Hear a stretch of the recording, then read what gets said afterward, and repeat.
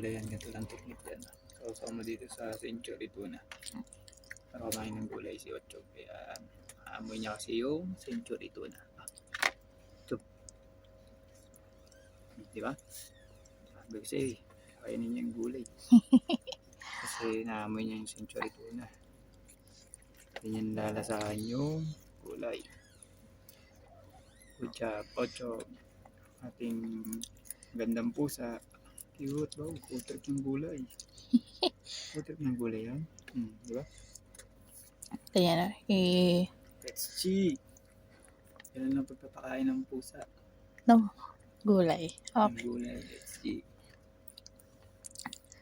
Mami, isama natin itong marami, tas lagyan natin ng tuna. Ano ba? Ang cute niya, no? Habang kumakain. Healthy ka na, Chog. Sarap. Tim, dali na. Yan. Kumana pa. Busog, si Ochog. Tayo mo kay Tim. Subukan natin kay Item. Si Item, kung mapipeki natin si Item. Tingnan natin.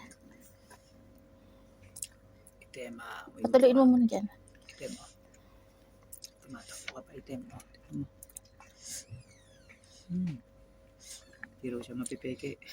Si Botog lang talaga na sa pagkain. Si Ochog kasi, kahit ano kinakain, ikaw maselang ka.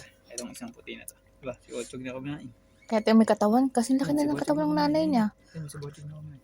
2 months pa lang kasi ano lang nanay niya. Tog, parang kang hindi 2 buwan kasi laki ka ng nanay mo. Trip yung si Ochog eh, kahit ano kinakain. Kaya tumabay. Maselang. Kahit damo, kinakain. Sila naman tuna. Ito. Isa na tingnan natin kung mapipeki natin. Ay, tingnan natin si Yuri. Mapipeke. Si Yuri. Yuri. Sakop na ni Botog yung buong ano. Hindi ito, Yuri. Paano mo yan? Patiningin mo dyan. Yuri.